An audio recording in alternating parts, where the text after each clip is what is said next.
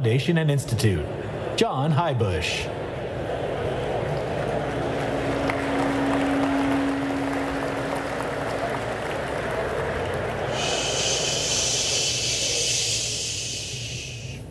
Good afternoon. Thank you once again to all of our speakers and our panelists from this morning's session. Can we have one more round of applause for these terrific guests?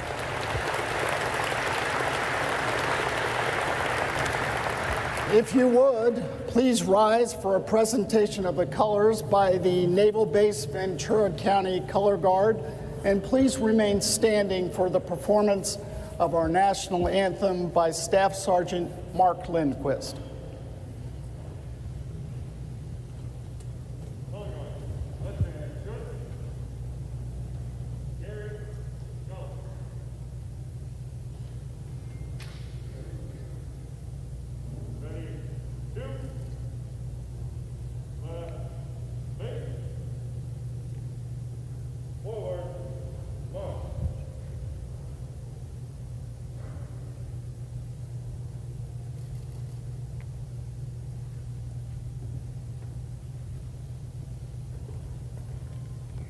Color guard, halt. Right, face. Present, on.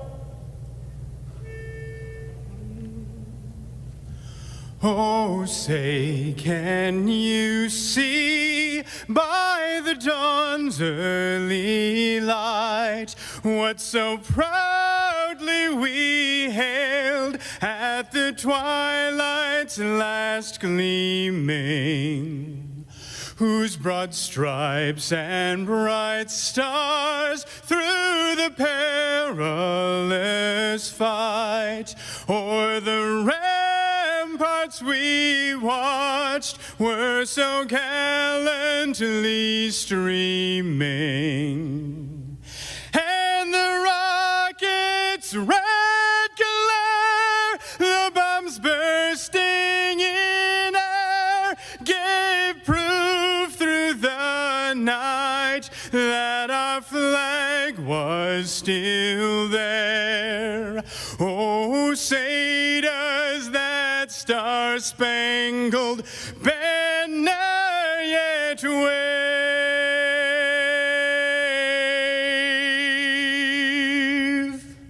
o'er the land of the free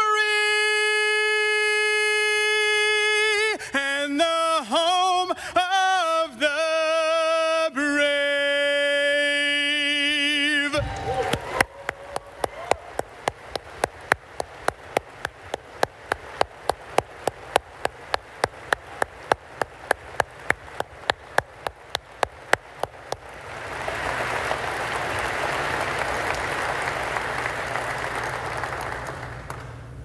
Shoulder, arm. Ready, shoot. Left, face. Forward, march.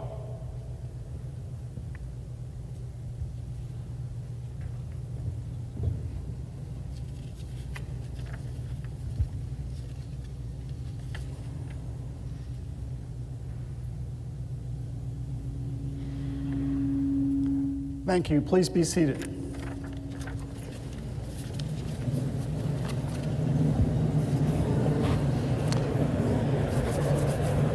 As you can imagine, here at the Reagan Library, we love any opportunity to quote our 40th president. Shh. But what we really love is the chance to quote someone else quoting him.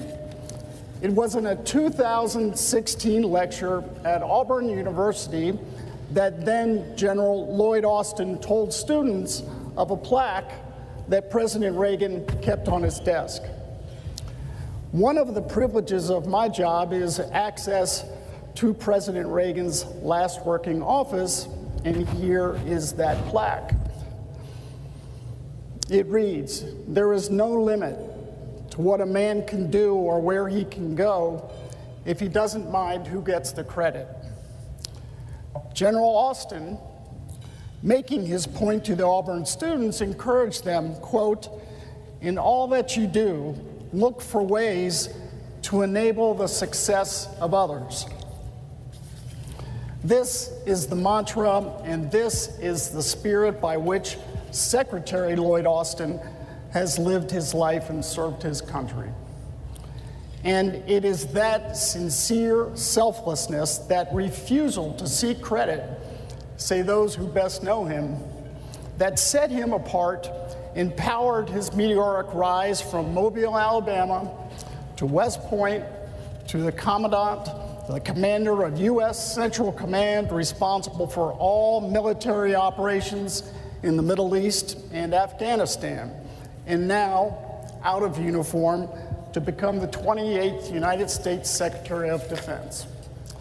It is our honor to welcome him today as the keynote speaker at the Reagan National Defense Forum.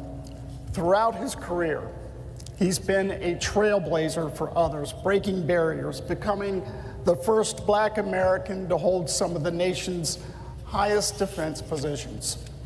He's been praised as a soldier.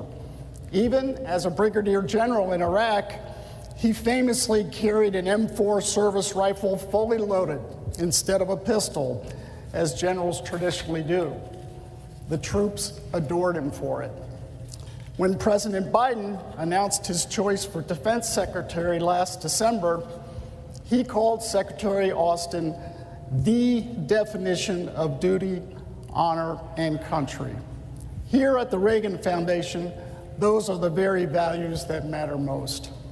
Mr. Secretary, we look forward to hearing your vision for the choices our nation must make as we confront new and enduring challenges. Ladies and gentlemen, please join me in giving a warm welcome to the 28th United States Secretary of Defense, Lloyd Austin.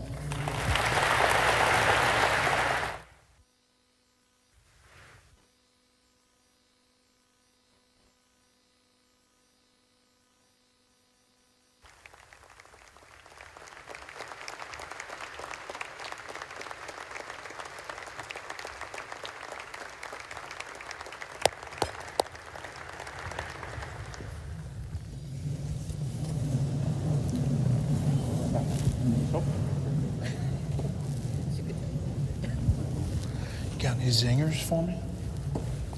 Well, thank you, John, for that kind introduction. And thanks for everything that you do for the Reagan Presidential Foundation and Institute. And good afternoon, everybody. It is great to be here in person at the Reagan National Defense Forum.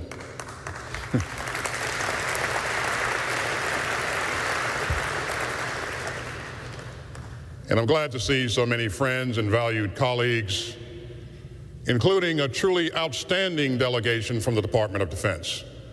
This is indeed quite a crowd. And I'm honored to be here at the Reagan Library. You know, the old saying is that institutions are shadows of people. And this library is a tremendous extension of the legacy and optimism of President Ronald Reagan. He always believed that Americans were up for a challenge, up for meeting hard problems with a can-do spirit. He had bedrock beliefs, a love of democracy, a zeal for free enterprise, and an implacable opposition to autocracy. Yet President Reagan also showed a willingness to change and to work together, even with an old foe, to try to make all our children safe from the specter of nuclear war. That's central to his legacy. Not just the vigor that he showed in waging the Cold War, but the vision that he showed in helping to end it. In today's changing world, I hope that we can again summon Ronald Reagan's sunny conviction that this country can be stronger, prouder, and better. And his confidence in the power of liberty, his enthusiasm in the face of challenge, and his openness to seize an opportunity for statesmanship.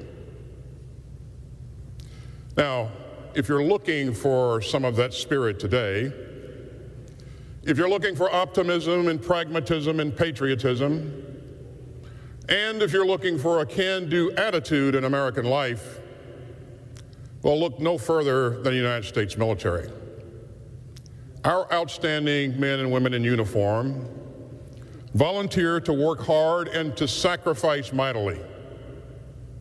And they don't expect any rewards besides the quiet satisfaction of a mission achieved and the fellowship of teamwork and the honor of defending our democracy.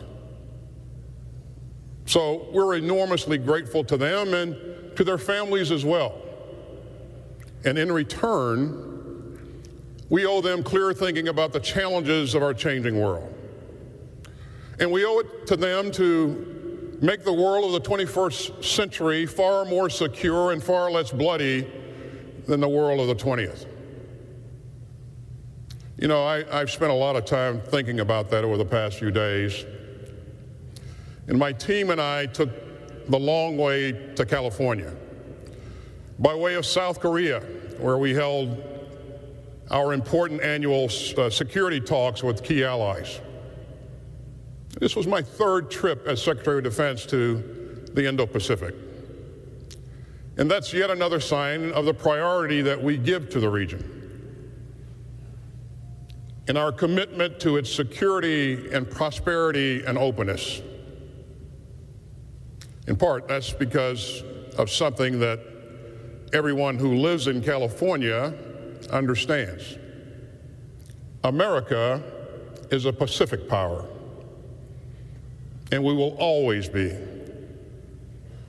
And the Indo-Pacific is a region of great opportunity and real challenges. And one of those challenges is the emergence of an increasingly assertive and autocratic China. And that's what I'd like to focus on today. Now, President Biden has said that we are in stiff competition with the People's Republic of China. And as he's made clear, Beijing is the only competitor capable of combining its economic, diplomatic, military, and technological power to mount a sustained challenge to a stable and open international system. So we've got to be clear about the challenge of China and what we need to do to meet it. I'd like to focus today on the security dimensions of this competition, because we've seen two decades of breakneck modernization by the People's Liberation Army, and China's military is on pace to become a peer competitor to the United States in Asia and eventually around the world. China's leaders are expanding their ability to project force and to establish a global network of military bases. And meanwhile, the PLA is rapidly improving many of its capabilities, including strike, and air and missile defense, and anti-submarine measures. And it's increasingly focused on integrating its information, cyber, and space operations. So that means new areas of competition in space and cyberspace, where the norms of behavior aren't well established and the risk of escalation and miscalculation are high. Meanwhile, China is pouring state funds into key sectors, including quantum research. And Beijing is pursuing what its leaders call indigenous innovation to cut its reliance on imports. And all that is fueling swift advances in PRC technology with significant implications for China's military. China's nuclear posture is changing as well. The PLA has been rapidly advancing its nuclear capabilities, and that includes growing its nuclear arsenal to at least 1,000 warheads by 2030 and modernizing its delivery systems and building a nascent nuclear triad. Now, we always assess not just capabilities, but also intentions and actions. And the leaders of the Chinese Communist Party have been increasingly vocal about their dissatisfaction with the prevailing order and about their aim of displacing America from its global leadership world. China's President Xi Jinping regularly talks about, quote, great changes unseen in the world in a century. And he recently assured his fellow party members that, quote, time and momentum are on China's side. President Biden has been very clear about his concerns over China's human rights abuses and its bullying of other countries. And Beijing is misusing technology to advance its repressive agenda at home and exporting the tools of autocracy abroad. Now, I've repeatedly described China as a pacing challenge for the Department of Defense. But I chose the word challenge carefully. We seek neither confrontation nor conflict. And as President Biden has repeatedly made clear, we're not seeking a new Cold War or a world divided into rigid blocs. So yes, we're facing a formidable challenge. But America isn't a country that fears competition. And we're going to meet this one with confidence and resolve, and not panic and pessimism. As President Reagan put it, the future doesn't belong to the faint-hearted. It belongs to the brave. So we're determined to deter aggression and to prevent conflict, and to establish common-sense guardrails. And our new initiatives are part of a government-wide approach that draws on all tools of national power to meet the China challenge. Now, this department has been stepping up its efforts on China since the very first days of the Biden administration. Our China task force sharpened the department's priorities and charted a path to greater focus and coordination. We made the department's largest ever budget request for research, development, testing, and evaluation. And we're investing in new capabilities that will make us more lethal from greater distances and more capable of operating stealthy and unmanned platforms, and more resilient under the seas and in space and cyberspace. We're also pursuing a more distributed force posture in the Indo-Pacific, one that will help us bolster deterrence and counter coercion, and operate forward with our trusted allies and partners. We're developing new concepts of operations that will bring the American way of war into the 21st century, working closely with our unparalleled global network of partners and allies.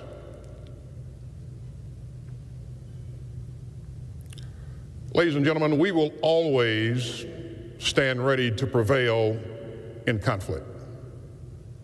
But America's defense will always be rooted in our resolve to prevent conflict. Now, what I call integrated deterrence will be the cornerstone concept of the new National Defense Strategy that I will release early next year. And it means integrating our efforts across domains and across the spectrum of conflict to ensure that the U.S. military, in close cooperation with the rest of the U.S. government and our allies and partners, makes the folly and cost of aggression very clear. I'd like to focus today on two key elements of integrated deterrence. and those are partnership and innovation. First, we're building on a lesson that I learned over 4 decades in uniform. In war and in peace, we're always stronger when we work together with our friends. And that defines our approach to the China challenge. No, we're not seeking an Asian version of NATO or trying to build an anti-China coalition. And we're not asking countries to choose between the United States and China. Instead, we're working to advance an international system that is free and stable and open. And we're strengthening our peerless network of allies and partners with a shared commitment to a peaceful and prosperous Indo-Pacific. A region where all countries are free from coercion, and where the rules that buttress stability and expand liberty are upheld together. As one Western leader said in 1989, we know more clearly than ever before that we carry common burdens and face common problems and must respond with common action. No, that wasn't Ronald Reagan. It was Margaret Thatcher. Now, my first trip as secretary took me to Japan and South Korea and India. And a few months ago, I had the opportunity to visit with leaders in Singapore, in Vietnam, and the Philippines. Yesterday, I was in Seoul, and early next year, I'm planning on heading back to Southeast Asia. And you know, in every conversation with our partners, I hear the same thing again and again. A call for the United States to continue playing our stabilizing role in the Indo-Pacific. And make no mistake, we will. And that means joint exercises, such as the recent 6-country multi-carrier operation in Asia. It means deepening our R&D relationships with our regional allies and partners. It means encouraging the helpful and growing security role that our European allies are playing in the region. It also means strengthening the Indo-Pacific security architecture. That, of course, centers on our valued alliances in ASEAN, but it's reinforced by a range of mechanisms, both old and new, including the Indo-Pacific Quad and AUKUS and the Five Eyes and the triangle of the U.S., Japan, and South Korea. And finally, we remain steadfast to our One China policy and our commitments under the Taiwan Relations Act to support Taiwan's ability to defend itself while also maintaining our capacity to resist any resort to force that would jeopardize the security of the people of Taiwan.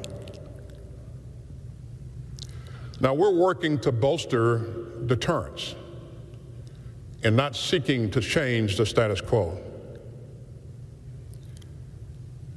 As President Biden told President Xi last month, we share a profound global responsibility to ensure that the competition between our countries does not veer into conflict, whether intended or unintended. And we're going to stick to what President Biden calls simple, straightforward competition. Yes, we have real differences, both over interest and values. But the way that you manage them counts. And we're going to be open and candid with China's leaders. As President Biden put it, we need to talk honestly and directly with one another about our priorities and our intentions. And big powers should be models of transparency and communication. So we're actively seeking open lines of communication with China's defense leaders, especially in a crisis. and both between our diplomats and our militaries. And we're taking steps to reduce risk and to prevent miscalculations. So we're going to build on President Biden's discussions with President Xi and President Biden's push to develop ways to manage strategic risk and work to build strong, sensible guardrails around this competition.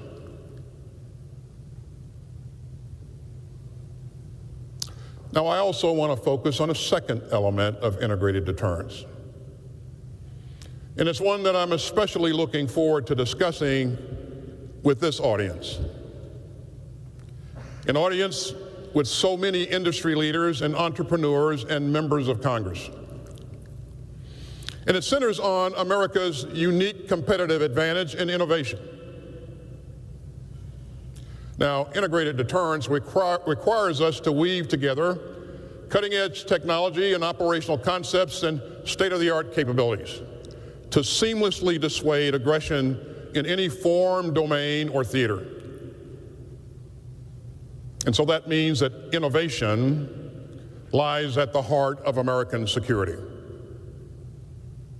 Now, huge advances in AI and edge computing and nanotechnology are already underway in America, and much of that right here in California.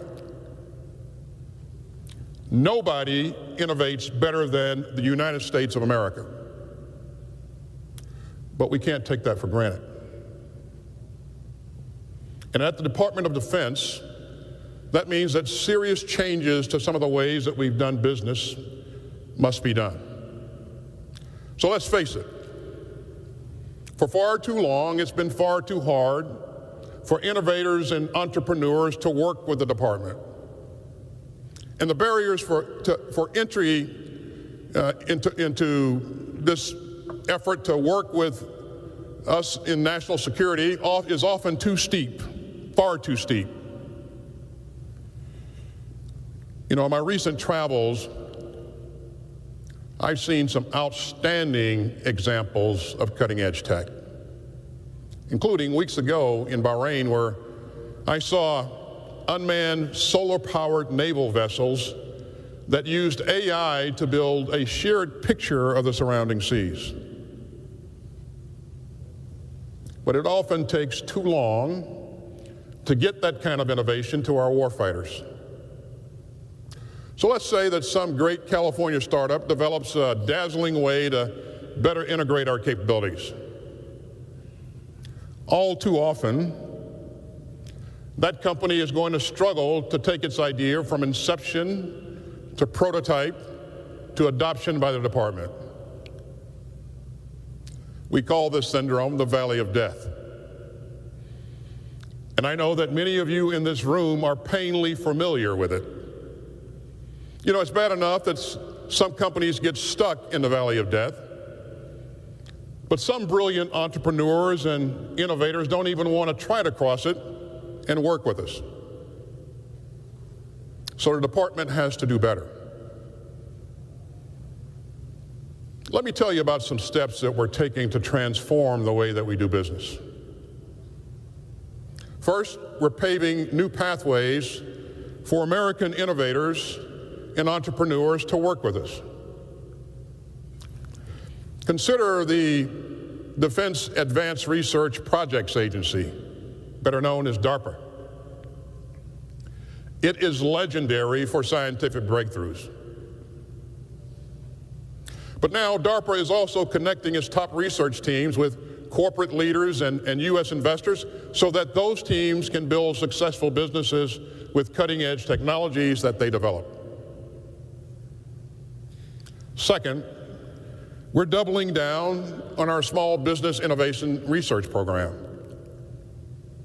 which, as it happens, was signed into law by President Reagan. This program helps fuel American firms to pursue R&D tailored to the department's unique tech requirements. And so far this year, we've awarded funds to more than 2,500 small businesses working on groundbreaking tech. We're also doing more to integrate the department's innovators into tech hubs around the country, where academics and business leaders and innovators thrive. So we recently opened defense innovation hubs in Seattle and Chicago, adding to other sites from Austin to Boston. So the goal here is simple: to connect with new talent who will help us compete and win on challenges from countering UAVs to responsibly leading the AI revolution. And finally, we're making it easier for companies to safely cross that valley of death. And I would like to commend the congressional leaders who have tackled this issue. And many of you are here today. But we need all of your help, and this is urgent. We can't just keep funding programs and platforms that will be irrelevant. And we must streamline the acquisitions process, or we'll tie one arm behind our backs. So the Department of Defense has established the Rapid Defense Experimentation Reserve to let us quickly see if promising tech and prototypes can help our warfighters. It helps identify our most pressing capability gaps and makes funds available to test new technologies that could be game changers. And it lets the Army, the Navy, the Air Force, the Space Force, and the Marine Corps try out innovative tech together at scale for the first time. Because when we maintain our technological edge, we maintain our military edge. And let me be clear. The United States of America has an advantage that no autocracy can match. Our combination of free enterprise, free minds, and free people. Even in times of challenge, our democracy is a powerful engine for its own renewal. So I will put the American system up against any other, and I'll do so with great pride and total confidence. No other country has the creativity to put such phenomenal computing power into our pockets. And no other country has our astonishing universities, our grounding rule of law, and our restless spirit. So let me offer a call to action to American businesses, large and small, and to everyone in this room, including industry leaders. Join with us, work with us, and help keep our country strong. Let's meet this moment with all the innovation and ingenuity that America can muster, because America's strength in the world rests on its strength at home. And innovation in America is rooted in the creativity of an open society and the ingenuity of an open mind. As President Reagan put it in 1988, progress is not foreordained. The key is freedom. Freedom of thought, freedom of information, and freedom of communication. Ladies and gentlemen, in America, we don't fear competition. As President Biden says, in the competition against China and other nations of the 21st century, let's show that American democracy and the American people can truly outcompete anyone. This is America. We're still a country that can do great things, from vaccinating people against a terrible virus to saving lives of civilians in peril, to building a new architecture for global security. Great powers today must shoulder great responsibilities for the safety of our citizens, for the defense of our democracy, and for the security of our world. So we're going to do our part. We'll meet the challenges of the 21st century, but we will face them with fortitude and not fear. Democracy has always been our roadmap to success and security, and I wouldn't trade it for anyone else's. Thank you very much.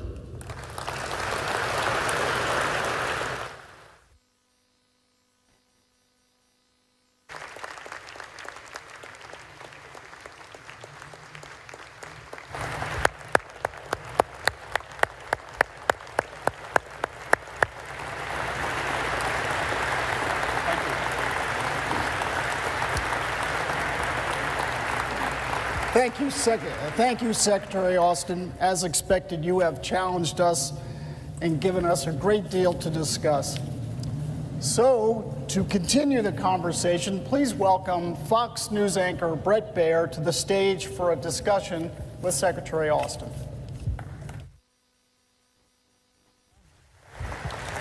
Mr. Secretary, thank you very much. It is great to be here back in person at the Reagan National Defense Forum. I think I've done this keynote interview 4 times. And Mr. Secretary, I haven't talked to you in person.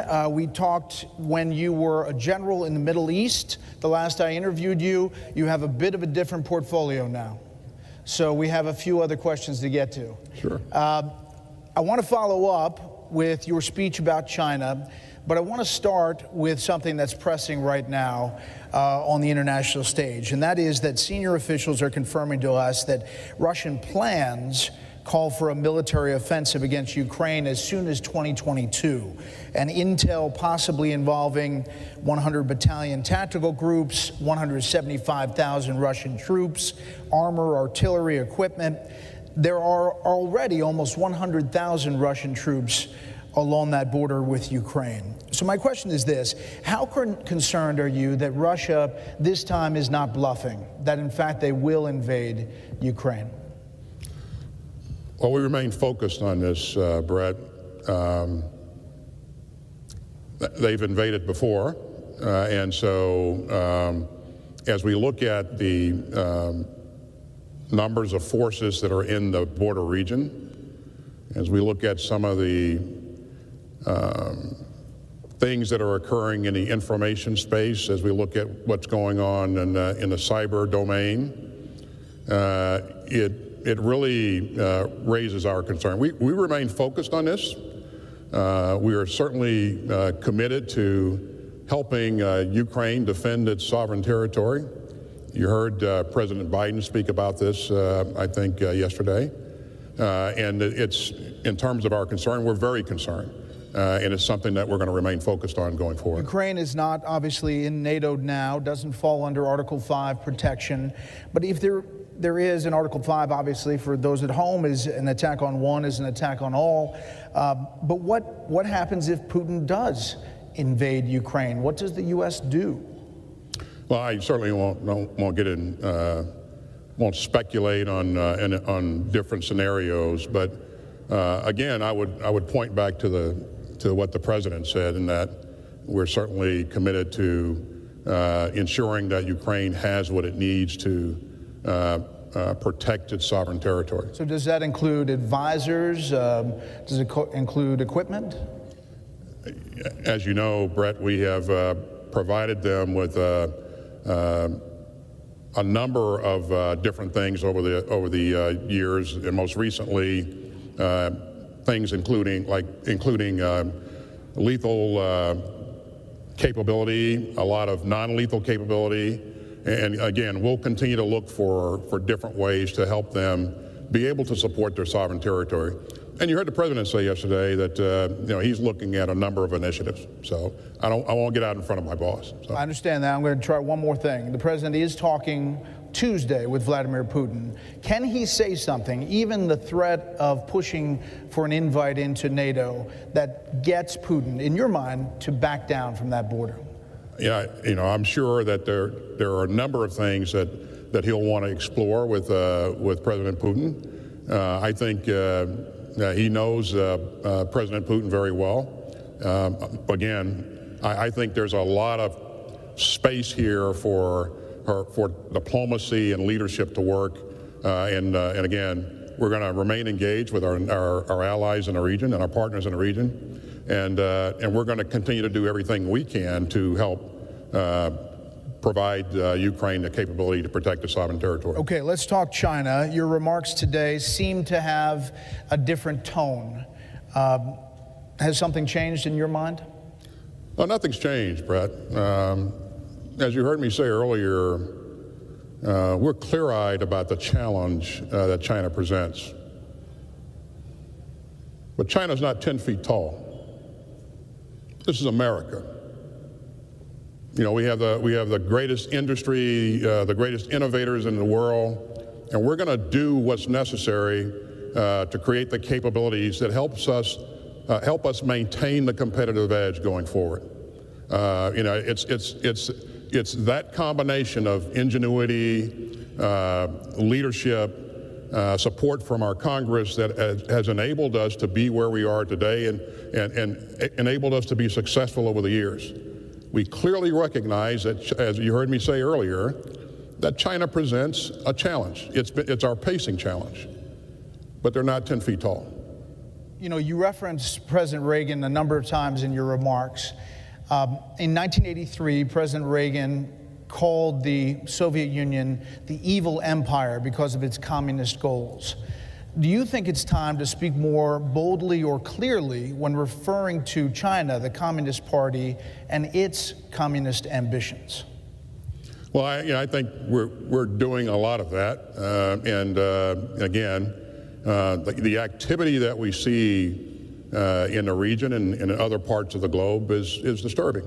It's racing to develop, military capability as fast as it can, but some of the coercive activity we see in the region has us and our partners in the region very, very concerned. So, I think we'll continue to speak very clearly about our concerns, but again, we're in a competition with China, and we don't have to be in a conflict. And I think it's very important to continue to communicate and ask for China and Russia to be as transparent as possible. I know we're not going to do hypotheticals, but just looking at what's happening, China has been launching multiple air operations near Taiwan. They've moved air refuelers into that area, tactical aviation, wing-size elements. Do you think that these are training flights for future operations? Well, again, to your point, I don't want to speculate, but certainly, it looks like a lot like them exploring what their true capabilities, and sure, it looks a lot like rehearsals. So what would the U.S. do if China invades Taiwan? Again, our policy remains the same. Our one China policy remains the same. We're committed to helping Taiwan develop and maintain the capability to defend itself. And again, that's another hypothetical, but and nobody wants to see this conflict. Nobody wants to see this or things develop into a conflict in this region. So we're going to do everything in our power to help prevent conflict and dial down the temperature whenever possible. So what do you say to the experts who say that we should send our advisors into Taiwan wearing uniforms and admit that they're there? The Taiwanese leadership has come out publicly saying there are U.S. advisors there. Well, again, Brett, I think we're doing a lot to support Taiwan right now. We're going to look for ways to do more. My leadership, my service chiefs, combatant commanders will all stay engaged and make recommendations on the best way to move forward on this. U.S. One of your Space Comm commanders said this week that China is attacking U.S. satellites on a daily basis, actions that could be considered an act of war. So, in your mind, is there an active military conflict happening now in space with our adversaries, China, Russia, maybe even others? Well, Brett, space is no longer a benign environment, and I think we have to realize that. And I think, that's why it's real important that as we look at, you heard me talk about integrated deterrence and making sure that we account for all of our capability in each domain. Clearly, space is a thing that we need to stay focused on, but. We want to make sure that we have resilient capability in the space domain, that we're able to link that capability with other things like cyber, and that we integrate everything that we have from space to the face of the earth in a very coherent and agile way. So that's a key element of integrated deterrence, plus using every every tool available to us in terms of national power and using the capability that's resident with our allies and partners, which I think we need to do a much better job of. Well, you have some red lines in space. Do I have red lines in space? As far as what's happening with these attacks? But I've always found that it's never a good idea to publish red lines. I would say that it's really important to the United States of America to ensure that we protect our capabilities, and I think I think we'll stay focused on that. Okay, I'm just going to bounce around the world really quickly, and I know we don't have that much time, but do you have any regrets about the Afghan withdrawal?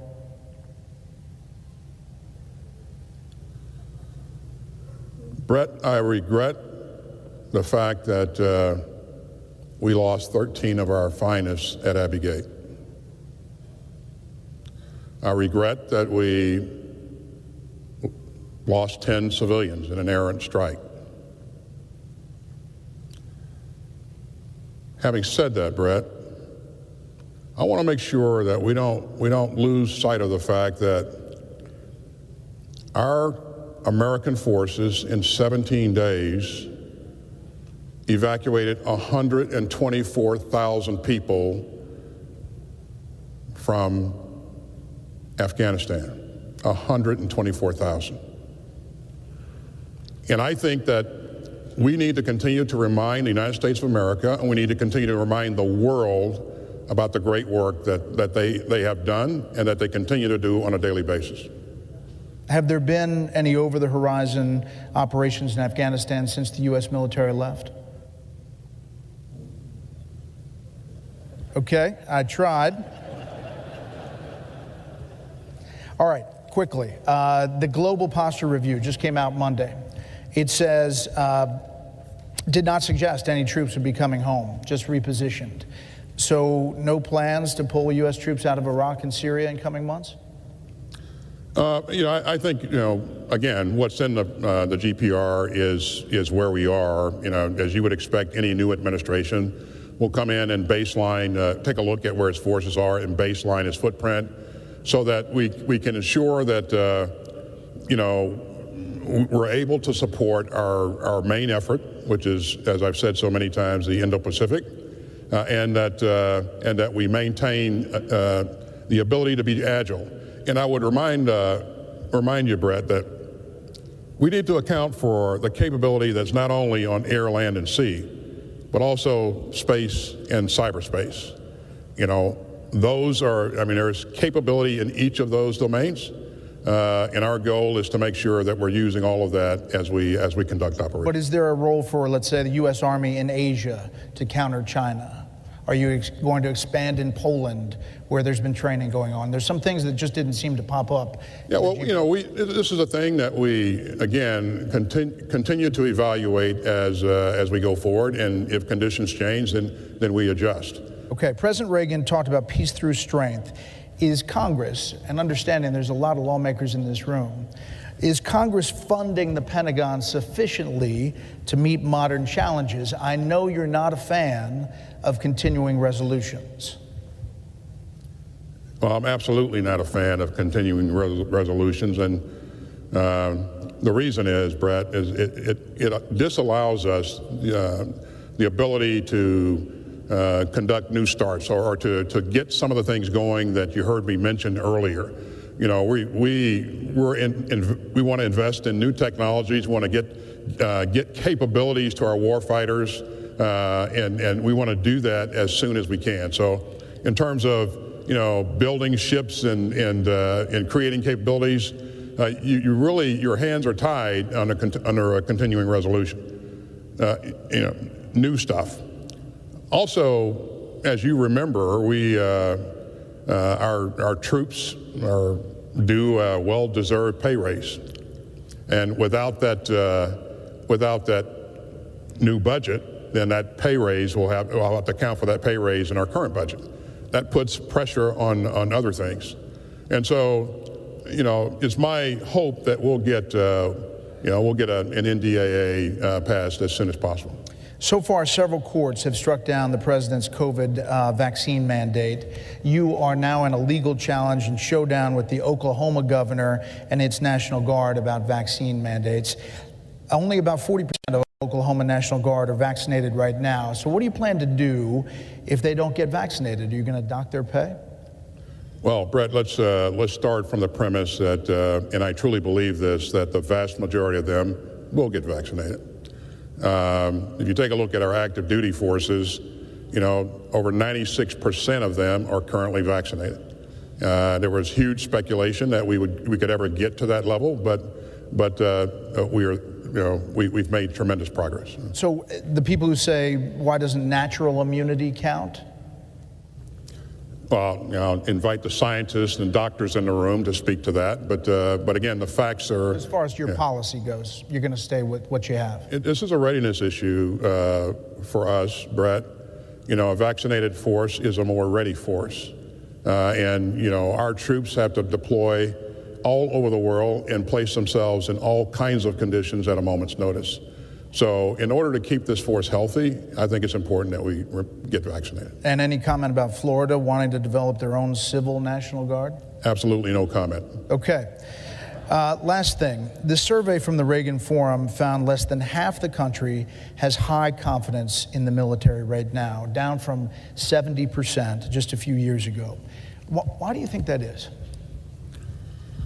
Well, certainly, Brett, the trends in this survey are not trends that we would want to see. I would say that, and I know I speak for all of my DOD colleagues in this room today and all over the military, that this is very important to us, especially since we have an all-volunteer force. It's important for us to maintain the trust and confidence of the American people.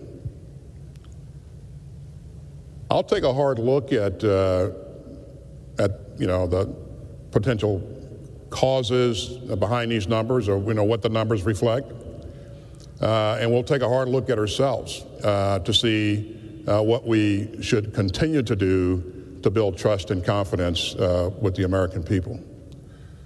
But you know, Brett, if you could see what I see, and I know you have because you spent a lot of time downrange,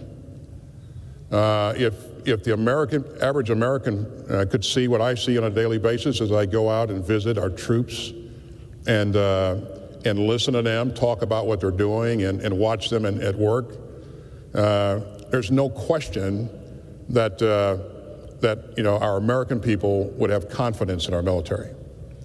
I think we need to do a better job of telling that story, telling the story of these wonderful troops and their families that have sacrificed so much in the past and continue to sacrifice on a daily basis. We need to remind you know, America about what they're doing and the sacrifices they're making. And I think you know, that's something we're going to work on. I ended each one of these interviews with the same question. What keeps you up at night? Well, you know, we're developing additional capabilities in places like space and cyberspace. Sometimes the next serious challenge can come from a place that you didn't expect. And you've heard some people speculate that the next conflict will actually be started by a cyber activity. And so I want to make sure that we have sufficient capabilities in cyber and space to complement the rest of the inventory, and to make sure that we can react to any challenge and prevent conflict from occurring. Mr. Secretary, thank you for your time and thank you for your service to the country. Oh, thanks, Brett. Yeah. Appreciate it. Thanks. Please enjoy your lunch.